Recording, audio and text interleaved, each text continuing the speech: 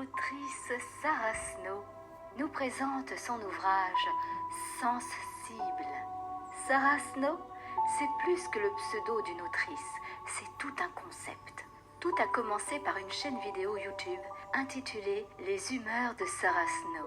Sarah est son second prénom et Snow est son personnage coup de cœur, Jon Snow, dans la série GOAT. Sarah Snow est une hypersensible. L'objectif de son livre, aider les hypersensibles à se reconnaître, de mettre des mots sur leurs émotions et faire de cette particularité une force au quotidien. La première version, Sensible, est publiée le 17 décembre 2021. Puis, lors d'un salon de la surdouessance en Belgique, Sarah rencontre Alban Bourdi, co-dirigeant de l'Observatoire de la sensibilité. Elle lui offre son livre dans un geste spontané, sans vraiment savoir qui il est. Quelques mois plus tard, il dit avoir apprécié la lecture de ce livre et lui propose une préface pour sa réédition en mars 2023. C'est une belle histoire, non? Sarah a créé un salon littéraire virtuel avec un architecte du domaine, François Vanille, et une étudiante en HEC, Laura Dupanloup, afin que les auteurs auto-édités et les auteurs libres puissent avoir de la visibilité. Alors notez bien, la prochaine saison est programmée pour le 16 mars 2024. Sarah est l'autrice de la série Alex. Alex, t'es sérieuse? Tome 1 et Alex, tais-toi, tome 2. Projet d'écriture en cours, la suite de Sensible. Qu'est-ce que Sarah Snow devient après la sortie du livre et que fait-elle pour faire grandir sa force qui est son hypersensibilité? J'espère qu'elle reviendra dans l'émission pour nous la présenter. En attendant, voici des retours des lecteurs de Sensible. Sarah nous emmène à la découverte d'un monde hypersensible. J'ai été époustouflée. Étant moi-même hypersensible, ce livre a été magique à lire. Je me suis vue à chaque étape de la vie de Sarah. J'ai vécu avec elle sa prise de conscience, son acceptation d'elle-même et la transformation de son hypersensibilité en force. Merci, Sarah, d'avoir écrit ce livre, de nous avoir raconté un bout de ton histoire à travers ton hypersensibilité. Ce livre est incroyable. Il parlera à tous les hypersensibles du monde et même à ceux qui veulent découvrir ce qu'est l'hypersensibilité. Je recommande plus. Et comme le dit si bien Alban Bourdi dans sa préface, au lieu de nous adapter à un monde hyposensible auquel tout le monde s'adapte mais qui ne va à personne ou presque, exprimons et vibrons notre hypersensibilité pour un monde vrai où le bien-être n'est plus un objectif individualiste ou un idéal marketing mais bel et bien une réalité.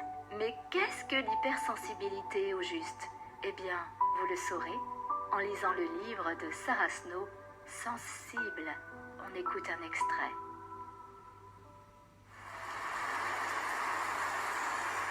Ce soir, il pleut.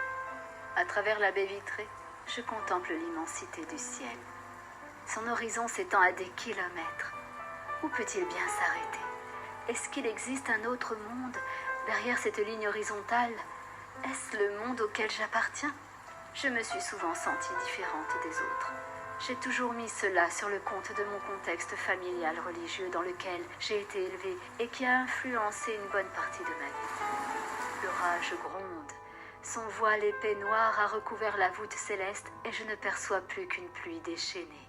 La ligne a disparu, me laissant perplexe sur ces questions auxquelles je n'ai pas de réponse. J'aimerais détenir la vérité sur mon existence. Je me sens constamment en décalage avec le monde qui m'entoure. Parfois, je ne trouve pas ma place, comme si ma planète n'était pas celle-ci. Il existe un monde, et face à lui, il y a moi. Le monde extérieur m'effraie, je n'ai pas les armes pour l'affronter. Je suis une espèce d'extraterrestre qui ne cherche qu'à retrouver sa maison. Un E.T., version féminine, qui manque de repères et qui veut trouver son chez-soi. D'apparence, je ressemble à un être humain, tout ce qu'il y a de plus banal. Et pourtant, je sais au fond de moi que je suis différente. Tous les pores de ma peau me le rappellent sans cesse. Je ne parle pas la bonne langue et pour communiquer, je dois m'adapter. J'arrive à me fondre dans la masse en imitant les signes linguistiques que j'observe autour de moi. Je me camoufle tel un caméléon. Je veille à ce qu'aucun geste puisse me trahir. Un brouhaha incessant s'infiltre dans mon esprit. Tout au long de ma journée, je sens mon énergie aspirer sans savoir d'où cela peut provenir. Des angoisses arrivent instantanément, se mêlant à des instants de grandes émotions. Parfois, j'ai envie de pleurer comme ça, sans savoir pourquoi. Le sentiment de colère m'envahit fréquemment face à l'incompréhension des paroles de l'autre. Le message me paraît trop violent, voire injuste. Je ne tiens pas en place. Je m'agite et je m'active dans tous les sens. Quand je ne parviens plus à dissimuler mon étrangeté, je me replie. Je me hâte de trouver un endroit où je pourrais me cacher. Ma jauge d'énergie s'est amenuisée. Je suis seule et je veux à tout prix être seule. Je ressens un grand besoin de recharger les batteries et cela loin des autres. Ils vont penser que je suis bizarre et je comprends que je ne fais pas partie de leur groupe. Je me sens incomprise. Je me couche, le cœur lourd. Mon unique refuge est mon monde intérieur dans lequel je peux réinventer ma vie. Je ne parviens pas à trouver le sommeil de suite. Je refais le film de la journée dans le moindre détail. Une fois endormie, des rêves plus vrais que nature font leur entrée.